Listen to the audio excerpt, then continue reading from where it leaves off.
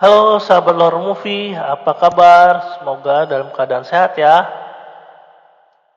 Pada part sebelumnya, Jin sudah berusia 10 tahun dan mulai meninggalkan Storm Castle. Dalam perjalanannya menuju kastil utama, Jin diserang oleh dua orang pengkhianat. Tapi untungnya Gilly berhasil membunuh dua orang tersebut. Pada part kali ini, kita ambil dari bab 15 sampai dengan 17. Selamat mendengarkan.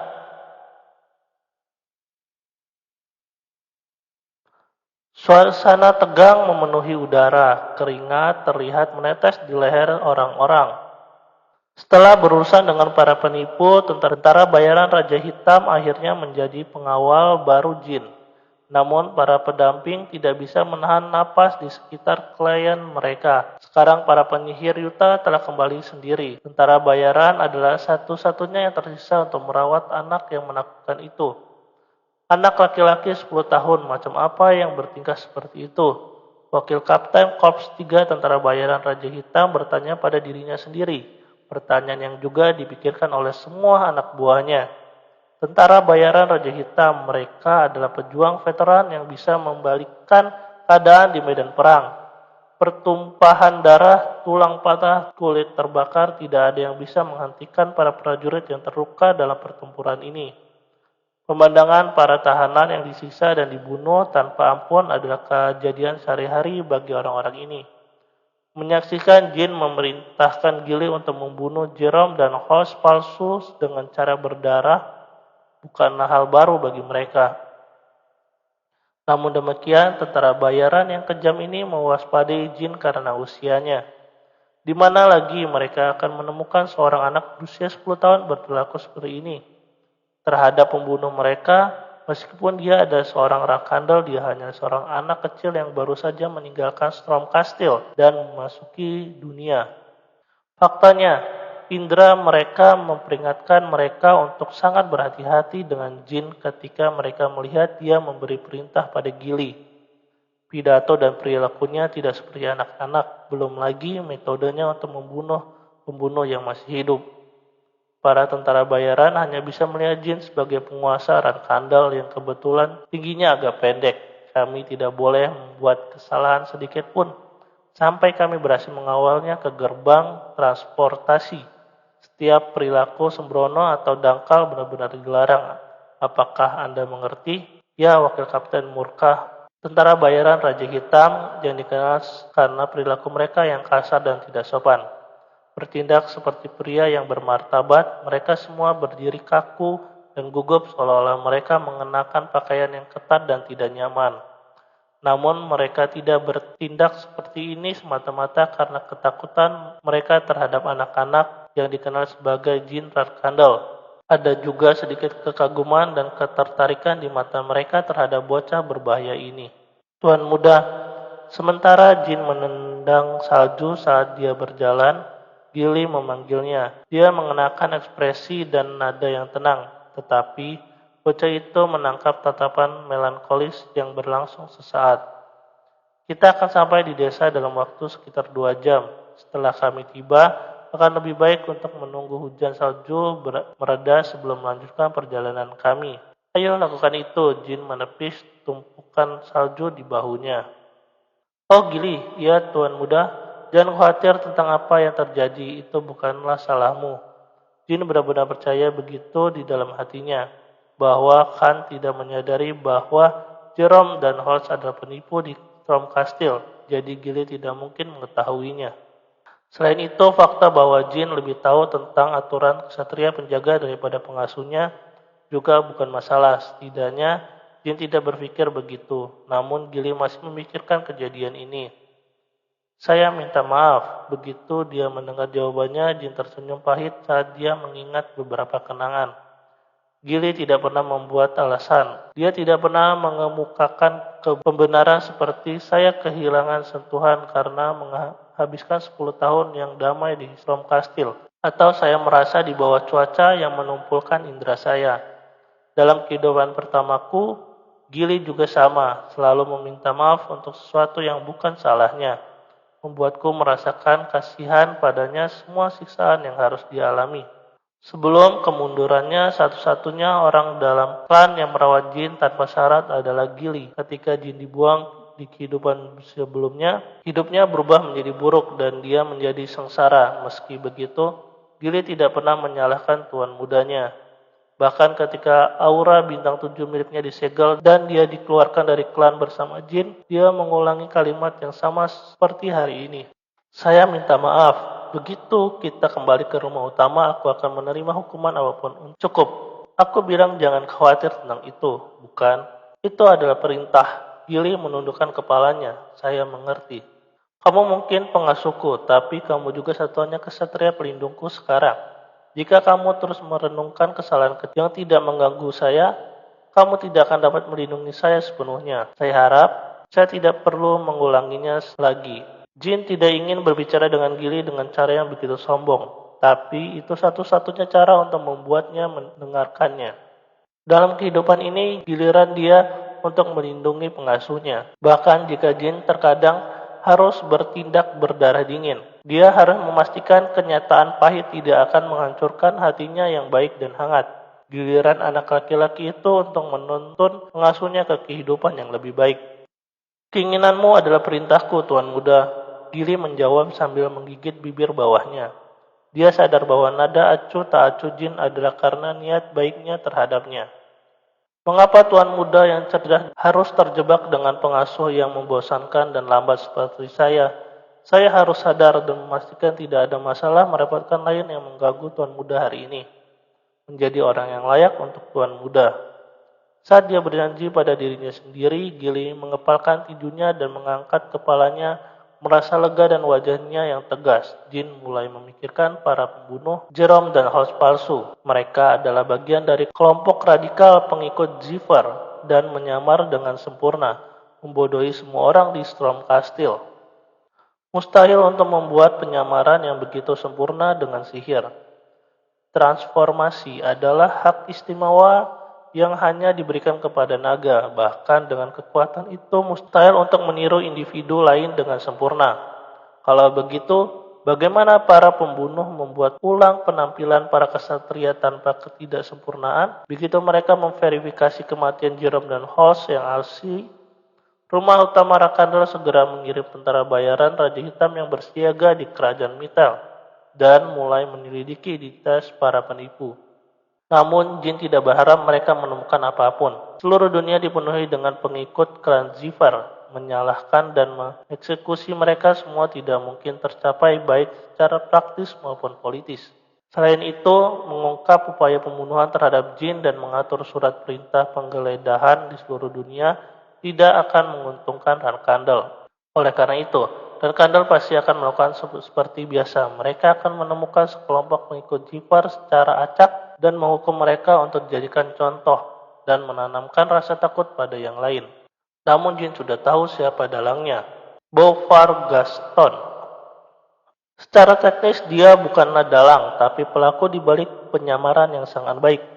Menurut pengetahuan Jin, Beaufort Gaston adalah satu-satunya orang di dunia ini yang berhasil menciptakan transformasi sempurna.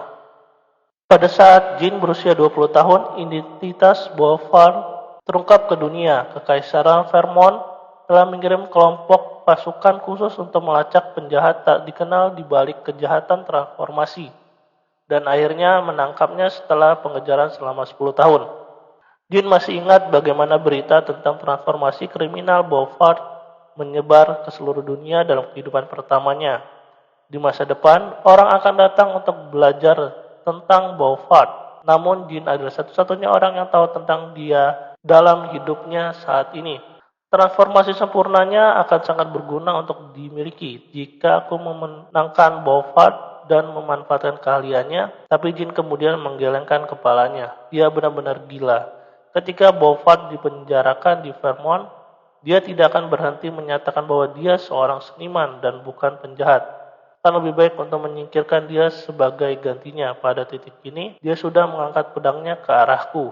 Beaufort adalah eksistensi yang hanya menciptakan kekacauan di dunia. Kekacauan demi kekacauan itulah inspirasi dan art style-nya. Sekarang dia telah mengingat semua hal buruk tentang orang gila ini. Jin mulai pusing. Untungnya Jin tidak perlu menghabiskan waktu bertahun-tahun mencari Bofat. Dia sudah tahu bahwa Bofat berpura-pura menjadi warga biasa dan ingat lokasi bengkel transformasi yang dikelola seniman itu. Kami akan segera tiba. Jika ada yang Anda butuhkan, jangan ragu untuk memberitahu bawahan saya. Begitu salah satu pengawal Jin berbicara dengannya, matahari pagi mulai terbit. Jin makan sederhana yang terdiri dari sup, telur, dan di penginapan. Sebelum beristirahat di kamarnya, meskipun telah melatih sihir, seni spiritual, dan seni bela diri di Storm Castle, berjalan di bawah hujan salju lebat selama beberapa jam masih merupakan tugas yang melelahkan bagi tubuh seorang anak. Hujan salju lebat berlangsung sampai tengah hari, tetapi segera menghilang sepenuhnya seolah-olah tidak pernah ada. Sekarang seekor kucing hitam mengeong. Kucing itu berada di luar jendela lantai 3 sebuah penginapan. Di dalam itu bisa melihat seorang anak laki-laki dengan tenang tidur di tempat tidur. Kucing kecil yang menggemaskan itu mengangkat kaki depannya dan mulai mengetuk jendela. Itu tidak terlihat berbeda dari kucing ceria biasanya. Sekarang bangun. Jin duduk dan menggosok matanya. Setelah tidur selama beberapa jam, tubuhnya sekarang terasa seringan bulu. Melihat perubahan itu, kucing itu sekarang dengan kasar menggaruk kaca dengan kedua cakar di depannya, seolah ingin mati-matian masuk ke dalam. Melihat perilaku kucing itu, tawa kecil keluar dari mulut bocah itu. Siapa yang pernah membayangkan bahwa kucing yang sangat menggemaskan ini sebenarnya adalah Murakan, naga hitam besar? Sial, manis sekali. Haruskah aku menggodanya sedikit? Keceriaan Jin telah diaktifkan. Dia berpura-pura tidak tahu dan mengambil secangkir air hangat di samping tempat tidurnya ketika tiba-tiba Murakan mulai tidak sabar dan kesal. Jin menyadari bahwa jika dia melanjutkan akan segera merepotkan untuk menenangkan kucing yang marah. Dia kemudian menghentikan ejekannya dan membuka jendela. Aku mengerti, aku hanya bercanda, tidak perlu terlalu marah. Murakan langsung berubah menjadi manusia dan melakukan faceplant di lantai. Suara berat mengguncang ruangan, dan pengasuh yang bersiaga di samping pintu segera bergegas masuk. Tuan muda, begitu manusia tak dikenal di lantai memasuki penglihatannya, dia dengan cepat mengeluarkan cakarnya, itu tertutup lapisan biru, siap untuk menyerang musuh. Kami kacau, Tuhan, kenapa? Semuanya sudah berakhir. Situasi tak terduga telah sepenuhnya menggagalkan rencananya dan menempatkannya di antara batu dan tempat yang sulit. Sebelum Jin Murakan bisa mengucapkan sepatah kata pun, Gili menembak ke arah pria yang tergeletak di lantai dan menempelkan cakarnya ke tengkuknya. Siapa yang mengirimu? Bicara sebelum aku mencabik-cabikmu dan mengirismu menjadi ribuan keping. Dia keliru percaya bahwa Murakan adalah seorang pembunuh. Tidak ada setitik keraguan pun di benaknya. Saat dia berdiri terngangah, Jin bisa merasakan sesuatu perlahan keluar dari mulutnya. Itu kemungkinan besar jiwanya dan harapannya untuk masa depan. Gili, tolong tetap di belakang. Tuan muda, dia adalah seorang pembunuh yang sangat terampil. Memikirkan dia menyelinap ke kamarmu tanpa jejak kehadirannya. Tidak mengherankan jika Gili tidak merasakan kehadiran Murakan meskipun berdiri berjaga di depan kamar sepanjang waktu. Karena beberapa saat yang lalu Murakan hanyalah seekor kucing kecil. Dalam sekejap, Jin menemukan lusinan alasan yang bisa dia gunakan untuk menghadapi situasi yang tidak direncanakan ini dengan damai. Tak satu pun dari mereka adalah alasan yang bagus. Tidak mungkin, tidak ada cara untuk menangani situasi ini tanpa mengatakan yang sebenarnya padanya. Mendesak. Jin menarik napas dalam-dalam sebelum membuka mulutnya. Gili, pria ini bukanlah seorang pembunuh. Tarik kembali cakarmu. Mata pengasuh itu terbuka lebar. Dia kemudian dengan cepat berdiri dan mundur beberapa langkah. Murakan yang tangannya terpelintir di belakang hingga beberapa saat yang lalu. Kini terbatuk-batuk dan menggeliat di lantai. Tuan muda, siapa? Telah kamu meminta maaf dengan benar? Sambut dia dengan hormat. Dia adalah penjaga klan naga hitam Murakan. Gili tidak bisa mempercayai telinganya sendiri. Pria menyedihkan yang tampak lusuh ini yang masih menggerutu di lantai adalah naga hitam besar Murakan, adalah wali klan Alasan Murakan sangat kesakitan bukan karena kekuatan Gili yang luar biasa, tetapi karena efek samping dari transformasinya. Tapi tidak mungkin Gili tahu itu. Faktanya bahwa Jin tidak diberitahu tentang efek samping itu. Setelah mengamati ekspresi Jin, Gili dengan patuh mengikuti perintahnya. Sebagai anggota rendah dari klan Rakandal, saya telah menunjukkan rasa tidak hormat yang besar pada wali klan. Tolong kasihanilah aku. Murakan balik dan menatap kosong ke arah Gili. Aku memaafkanmu, Pai Strawberryku. Pai Strawberry? Begitu dia mendengar kata-kata itu, Gili akhirnya menyadari kebenarannya. Alasan mengapa Jin selalu mendambakan Pai Strawberry, alasan dia selalu pergi ke liang di halaman belakang Storm Castle, dan mengapa dia selalu membawa Pai itu bersamanya. Dia tidak memiliki bukti yang pasti, tetapi intuisinya telah sampai pada suatu kesimpulan. Hembusan angin dingin bertiup di jendela di udara musim dingin yang tenang ketika ketiga individu itu hanya saling bertukar pandang dan tatapan canggung. Gili, ya Tuan Muda, aku akan memberitahumu seluruh kebenaran, jadi bisakah kamu menutup pintu? Setelah perbuatan itu selesai, Jin mulai menceritakan dan menjelaskan tahun-tahun terakhir yang dihabiskan di Storm Castle. Meskipun dia tidak menyebutkan kemundurannya, dia memberitahunya tentang transkrip buku-buku rahasia dan tentang status sebagai kontraktor Solderat. Anehnya Gili tetap tenang dan tenang selama cerita Jin. Dia bagaimanapun mengangguk intens sepanjang waktu. Saya tidak bisa memberitahu klan tentang kebangkitan Murakan atau tentang hubungan dengan saya. Aku akan berada dalam perawatanmu mulai sekarang, Pak Strawberry. Pada saat inilah kelompok informal yang terdiri dari 3 Rakandal, terdiri dari seorang pengasuh, seorang anak, dan seekor naga dibentuk. 1 jam telah berlalu setelah pembentukan kelompok informal 3 Rakandal. Di luar penginapan, tentara bayaran Raja Hitam sibuk bersiap untuk berangkat. Sementara itu, 3 anggota kelompok baru duduk melingkar di kamar Jin mengobrol dengan ramah. Nak, cobalah tidur sendiri selama 1000 tahun. Ketika kamu akhirnya bangun, pikiran kamu tidak akan berfungsi dengan baik. Oke, anyway, saya benar-benar lupa bahwa untuk memberitahu kamu tentang hal itu. Tidak hanya itu, sudah begitu lama sehingga sulit untuk mempertahankan transformasi. Kamu, naga gila, kamu hampir berakhir dalam bentuk kucing untuk selamanya. Hak istimewa khusus yang diberikan hanya pada naga transformasi. Meskipun itu hak istimewa, itu sama sekali bukan kemampuan yang bisa disebut berkah. Faktanya ada beberapa batasan penting dan fatal untuk kemampuan itu. Pertama, naga dalam keadaan berubah sangat lemah. Jika seorang berubah menjadi kucing, mereka hanya memiliki kekuatan bertarung seekor kucing. Hal yang sama akan terjadi jika seorang berubah menjadi singa, ikan, burung, dan hewan lainnya.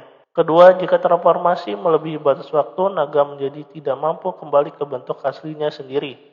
Begitu mereka mencapai titik itu, naga itu mulai kehilangan ego dan kesadarannya sebagai binatang yang perkasa dan akhirnya akan mendapat pikiran binatang yang mereka ubah.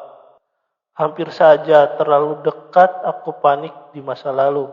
Aku pernah melihat seekor naga berubah menjadi ikan dan menikmati kehidupan yang santai. Tapi mereka akhirnya ditangkap oleh seorang nelayan. Aku tertawa selama sekitar 200 tahun karena itu. Tapi sial, aku hampir berakhir dengan nasib yang sama. Aku tidak percaya sebenarnya ada naga bodoh seperti itu. Setelah secara tidak sengaja melepaskan pikiran batinnya, Gili segera memperbaiki ekspresi dan sikapnya. Maaf Tuan Muda, Tuan Murakan. Kenapa kamu minta maaf, Pai Strawberry?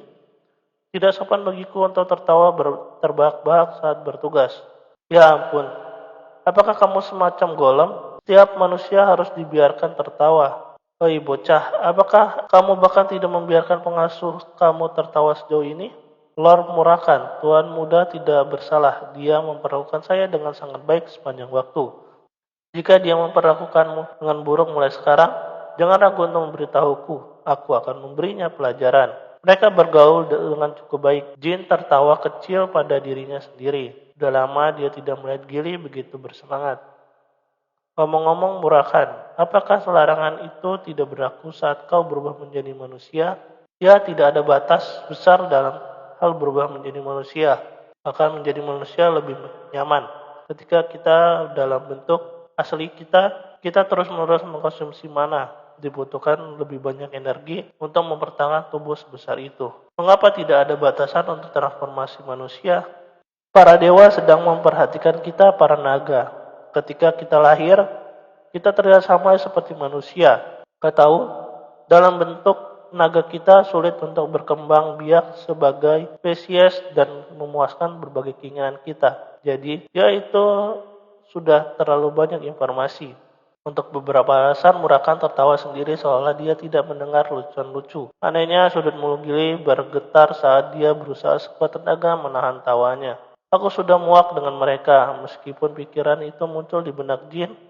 Dia tidak benar-benar bersungguh-sungguh. Meskipun tim ini dibentuk secara mendadak, Jin tidak menyukai interaksi dan suasana aneh mereka. Bahkan dia cukup menikmati kebersamaan dengan mereka, memikirkan yang dapat dipercaya. Yang bisa dia bagikan rahasianya adalah nyaman dan menyenangkan. Pokoknya kita akan segera pergi, berubah menjadi kucing lagi. Murakan menggerutu saat dia menjadi kucing hitam yang menggemaskan lagi. Dia harus terus melakukan ini sampai Jin menjadi cukup kuat. Selama 2 hari berikutnya, tentara bayaran Raja Hitam dengan baik mengawal Jin dan rekan-rekannya ke ibu kota kerajaan Mitel. Tidak berlebihan untuk membandingkan tentara bayaran dengan kesatria yang sebenarnya. Untuk martabat mereka yang mengejutkan dan kesopanan yang mereka tunjukkan pada klien mereka. Namun mereka tidak pernah mengerti mengapa klien mereka mengambil kucing hitam di tengah perjalanan mereka. Tentara bayaran Raja Hitam baru saja sampai pada kesimpulan bahwa tuan kecil namun tanpa ampun bernama Jin juga memiliki aspek kekanak-kanakan padanya. Terima kasih atas pekerjaanmu, Wakil Kapten Murka dari Korps 3 Tentara Bayaran Raja Hitam. Rumah utama klan Rakandel akan memberi Anda imbalan yang pantas karena mengawal kami, yang bukan merupakan bagian dari komisi awal di kemudian hari. Misi ini juga merupakan pengalaman yang baik bagi kami, Gili. Saya tidak sabar untuk melihat masa depan Rakandel muda yang Anda layani. Gili dan Murka bertukar salam perpisahan sementara Jin memperhatikan dari kejauhan dengan seekor kucing di bahunya. Ngomong-ngomong, Gili Roland, ada apa Murka? Saya mungkin melampaui batas saya, tetapi saya datang untuk mengagumi Anda setelah melihat Anda dalam pertempuran. Karena itu, sebagai pejuang yang mencari nafkah dengan bertarung, saya harus bertanya kepada Anda, mengapa klan Roland melakukan hal seperti itu padamu? Ekspresi Gili langsung menggelap. Murka dengan cepat menjabat tangannya dan terbatuk keras. Saya minta maaf, aku tidak seharusnya. Kalau saja aku bisa meninju diriku sendiri dari 10 detik yang lalu. Tidak apa-apa, kalau begitu aku berharap yang terbaik untukmu. Segera setelah Black King Mercenaries pergi, Gili menghela nafas dalam-dalam. Setelah dia memperbaiki penampilannya, dia bergabung dengan Jin dan Murakan. Dan mereka pergi ke kantor administrasi gerbang transportasi kerajaan Mitel. Selamat datang di gerbang transportasi Mitel. Apakah Anda memiliki identitas? Gili menghadiahkan belati dengan lambang Rakandel. Pedang hitam terukir di atasnya. Oh, jadi Anda termasuk klan Rakandel. Suatu kehormatan bertemu denganmu. Apakah Anda menuju ke kota Karlon Aliansi? Hapester? Karlon adalah kota di mana rumah utama Rakandel, Taman Pedang, berada. Selain itu, Aliansi Hapsel adalah sekelompok negara di bawah kekuasaan Rakandel. Memang, tolong lewat sini. Aku membawamu ke kursi kelas 1. Karena kerajaan Mitel adalah bagian dari Aliansi Hapsel, itu pada dasarnya adalah bagian dari wilayah klan Rakandel. Manajer gerbang transfer membimbing Jin dan teman-temannya dengan senyum berseri-seri, seolah-olah itu adalah hal terbesar yang terjadi pada hidupnya. Kami akan berangkat dalam 2 jam dan tiba dalam sekejap mata. Saya harap Anda memiliki perjalanan yang nyaman. Gerbang transportasi khusus Mitel memiliki ruang tunggu yang semewah ruang tamu bangsawan kaya. Tidak ada klien yang lain menggunakan ruang tunggu kelas 1. Jin melompat ke sofa empuk dan mengeluarkan buku catatannya saat tubuhnya tenggelam di dalamnya. Dia telah terbiasa menggunakan waktu luang untuk belajar dari hari-harinya sebagai penyihir di kehidupan masa lalunya. Tuan muda, apa? Jika saya harus jujur, saya cukup khawatir. Kami entah bagaimana bisa menemukan cara untuk menjelaskan kontrakmu dengan dewa dan identitas asli Lord Muraka jika klan ingin mengetahuinya. Tapi sirku adalah masalahnya, kan? Ya, itulah satu hal yang tidak akan pernah ditoleransi dan diisi oleh Rakandel. Jangan khawatir, aku akan memastikan untuk merahasiakannya. Tiba-tiba pintu ruangan tunggu kelas 1 terbuka. Itu adalah seorang anak laki-laki yang tampaknya berasal dari keluarga bangsawan. Dia memiliki kulit coklat muda dan tampak lebih tinggi dari Jin, sebesar 20 cm. Dia ditemani oleh dua orang pendamping. Begitu mereka melangkah masuk ke dalam ruangan, suasana berubah, ketegangan meningkat di udara saat Gili dan pengawal anak bangsawan itu saling melotot.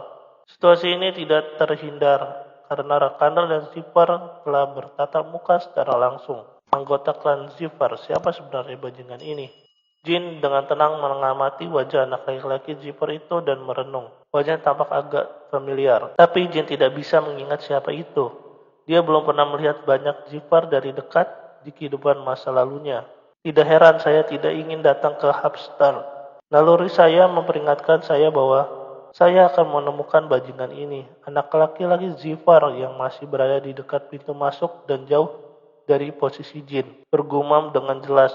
Pengiringnya sekarang juga diam-diam mengamati Jin begitu mereka selesai mengamati Gili. Itu hanya provokasi kekanak-kanakan. Pembuluh darah di leher Gili mulai bermunculan, tetapi karena Jin tetap diam dan mengamati situasi, dia tidak melangkah maju. Murakan berjalan berputar-putar di antara kelompok-kelompok yang berlawanan. Mengeong seolah-olah dia menganggap situasi menghibur. Oh, setidaknya kucing yang mereka pelihara itu lucu. Para pengecut itu tidak pantas melihara hewan peliharaan yang lucu. Kemarilah kucing. Murakan kecil itu melompat ke pelukan anak laki-laki Zipper itu. Dia membiarkan bocah itu mengelus sejenak sampai, ya, kucing itu mengacungkan cakarnya dan menggaruk hidung bocah itu sebelum dengan cepat melarikan diri dari genggamannya. Melihat tontonan itu, Jin tidak bisa menahan tawa. Saat para pengawal berusaha menghenuskan pedang di pinggang mereka, anak laki-laki itu mengangkat tangannya untuk menghentikan mereka. Aku baik-baik saja, aku baik-baik saja. Ini hanya goresan ringan. Tidak perlu bereaksi berlebihan karena kucing. Rasa aku pantas mendapatkannya karena memprovokasi mereka. Saat dia menyeka darah di pangkal hidungnya, bocah itu terus berbicara. Dan di atas segalanya menghunus pedang, di depan Rakandal ada tindakan bodoh. Bocah itu mengangkat bahu dan mengarahkan pedangnya ke Jin. Aku salah.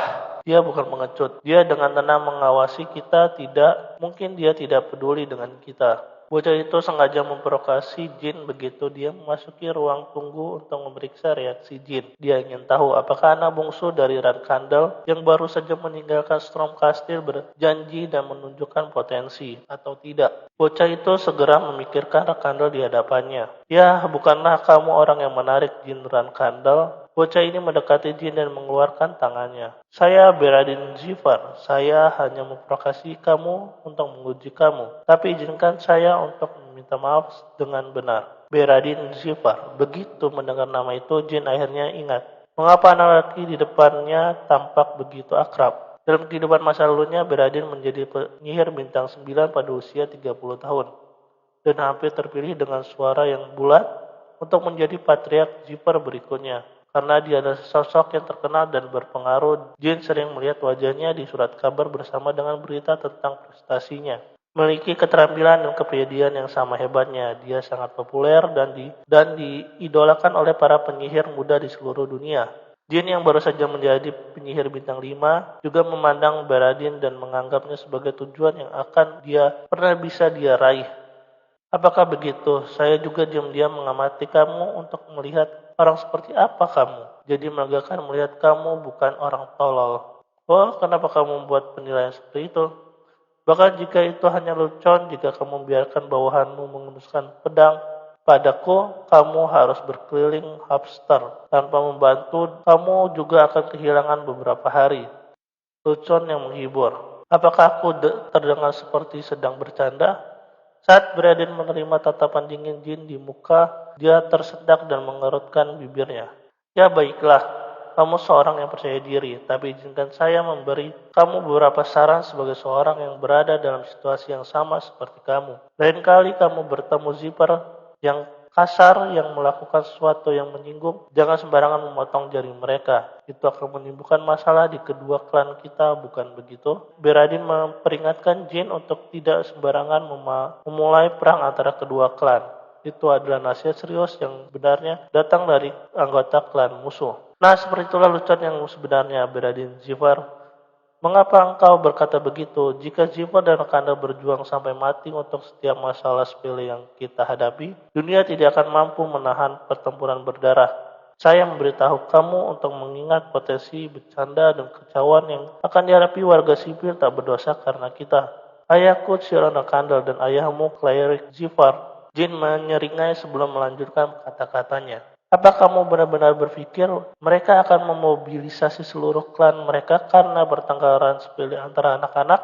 Mata Beradin terbuka lebar, seolah-olah dia tidak punya apa-apa untuk dikatakan oleh Jin. Bahkan jika aku memotong jarimu hari ini, Rakandal dan Zifar tidak akan berperang. Kami hanya perlu membayar beberapa ribu batangan emas atau semacamnya. Beradin menatap tercengang dan berkedip beberapa kali sebelum menganggukkan kepalanya. Itu sangat mencerahkan dan inovatif. Saya pasti akan membayar hutang ini kepada kamu di masa depan. Lupakan masa depan, bayar sekarang. Bagaimana? Tunggu saja dengan tenang sampai gerbang transportasi diaktifkan. Jangan ganggu waktu tenangku, ungkap Jin. Beradin Zifar membalas budi tepat seperti yang diminta Jin. Dia tidak mengucapkan sepatah kata pun sampai gerbang transportasi diaktifkan. Dia melirik Jin dari waktu ke waktu untuk memeriksa apa yang dilakukan bocah Rakandal itu. Jin Rakandal, aku yakin dia akan mengguncang dunia dan menyebarkan namanya dalam beberapa tahun. Jadi penasaran. Saya ingin berbicara dengannya sedikit lebih lama, tapi dia tidak menginginkan saya. Mata Beradin berkilat penasaran saat dia terus melirik anak berusia 10 tahun itu. Mereka hanya berbagi percakapan singkat, tetapi pertemuan mereka sangat menyegarkan dan mengasihkan. Oleh karena itu, ada sejumlah niat baik dalam tatapan penasaran Beradin. Jika dia bukan Rakandal, kita bisa menjadi teman baik. Well, mari puas dengan fakta bahwa aku menemukan musuh yang layak. Bahkan dia mungkin menjadi sainganku seumur hidup. Beradin diam-diam terkekeh saat dia membiarkan imajinasinya terbang ke langit. Sementara itu, Jin juga berpikir dalam hati. Apakah dia seorang selebriti di antara para penyihir sebelum regresi saya atau tidak? Dia agak menyebalkan. Faktanya setiap kali Beradin menatap Jin dan mereka melakukan kontak mata, anak laki-laki Zipper itu akan memalingkan wajahnya dengan wajah memerah dan tatapan itu dia pasti semacam orang gila. Haruskah aku benar-benar memotong beberapa jari untuk meluruskan kepalanya? Tidak mungkin Jin bisa berkonsentrasi ketika tatapan mengganggu seperti itu diarahkan padanya. Pada akhirnya dia hanya menutup buku catatannya dan menyimpannya saat mereka menunggu gerbang transportasi diaktifkan. Jin hanya mengelus kucing murakan. Terima kasih atas kesabaran Anda. Anda akan diteleportasikan dalam beberapa saat. Mungkin ada efek samping dari teleportasi seperti sakit kepala atau mual. Jadi silakan duduk saat kami. Mana biru mulai mewarnai ruang tamu khusus tersebut. Itu kemudian dengan lembut menutupi anggota di dalam. Aku bersenang-senang, mari kita bertemu lagi Jin Rakandal. Beradin berteriak dengan suara bersemangat. Karena tujuan mereka berbeda, ini adalah satu-satunya kesempatan yang dia miliki untuk mengucapkan selamat tinggal pada Jin. Ya, terserah. Tapi Beradin tidak bisa mendengar jawaban Jin. Dia dikirim ke tujuan dan harus berurusan dengan formalitas untuk masuk ke negara itu. Sedangkan Jin dan teman-temannya langsung dikirim ke ruang tunggu kelas 1 lainnya. Klan Rakandal memegang kekuasaan mutlak dalam aliansi Upstart bersama dengan reputasi besar di sisi lain. Zipper benar-benar dibenci yang menyebabkan beberapa diskriminasi dalam perawatan mereka. Sebagian besar tempat di dunia mencintai satu klan dan membenci klan lainnya. Dan sebaliknya, tidak banyak negara yang bebas daripada pengaruh kedua klan. Tepuk-tepuk Gili dengan canggung menepuk punggung Murakan. Tidak bisa melakukan apapun untuk membantu. Astaga, kau naga yang menyedihkan. Kami tidak memiliki perangkat semacam ini di zaman saya. Ini seperti organku terbalik. Hanya 100 tahun sejak penyihir mengembangkan gerbang transportasi. Tapi karena gerbang diciptakan berdasarkan manusia, itu tidak cukup cocok untuk naga. Setelah muntah beberapa saat, Murakan mengembuskan nafas dalam-dalam seolah dia akhirnya bisa bernapas dengan benar. Saya baik-baik saja. Sudah 1000 tahun saya terakhir kali aku muntah. Di masa lalu bahkan ada beberapa orang bodoh yang menggunakan muntahan naga sebagai bahan untuk parfum.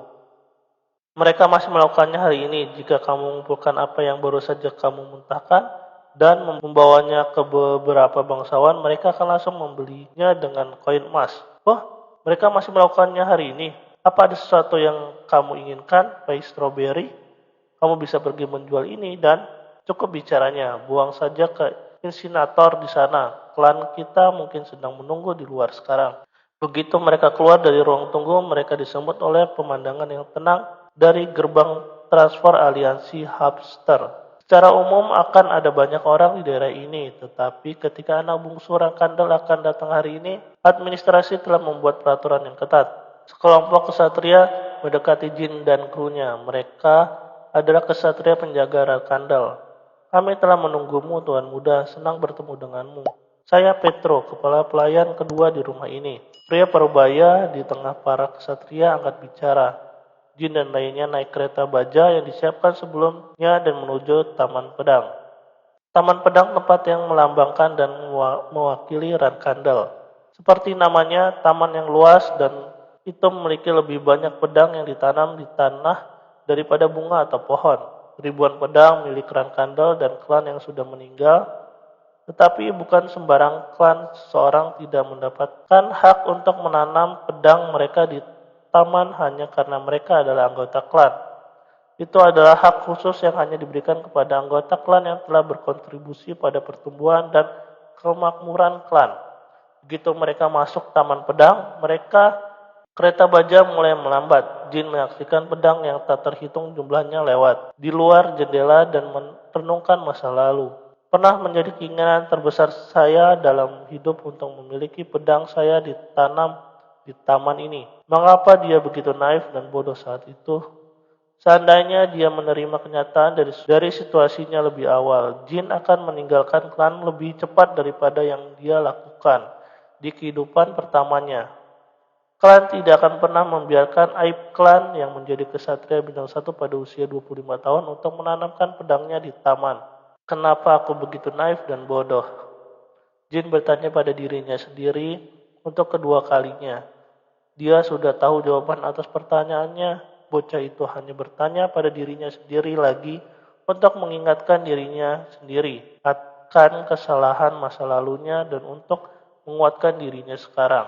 Karena dia telah kembali ke rumah utama klan, aku lemah. Orang yang lemah hanya bisa bertahan dan berkembang dengan menjadi pintar dan licik, tapi itu juga tidak berlaku untukku. Jin tersenyum dan memejamkan matanya. Hadiahnya dengan pedang yang dia dapatkan kembali setelah mengontrak solderat, hadiahnya dengan sihir yang selalu dia miliki, trik yang dia pelajari selama 38 tahun hidup dan kedewasaannya, cerobohan dan keberanian yang hanya dia dapatkan dengan mati sekali. Pengetahuan tentang masa depan hanya regresor yang bisa memperolehnya. Terakhir Gili dan Murakan, sekutu kuat yang bisa dia bagikan rahasianya. Apalagi salah satunya adalah naga hitam yang legendaris. Baik, kali ini aku akan bertahan dan berkembang di lubang neraka yang menyebalkan ini. Ini hanya awal. Jin percaya bahwa dia akan gugup dalam perjalanannya ke Taman Pedang, tetapi sebaliknya, bahwa melihat pedang yang ditanam di taman membuatnya mendapatkan kepercayaan diri dan ketabahan mental. Kereta berhenti di tengah taman. Kesatria penjaga yang bertugas mengangkat pedang mereka dan memberi hormat pedang. Berdiri di depan mereka adalah 12 saudara Jin dan orang tuanya. Para master klan Rakandel dan semua calon penerus tahta berkumpul di satu tempat. Memiliki setiap keturunan langsung dari garis keturunan Rakandel bersama-sama ada kesempatan yang sangat langka.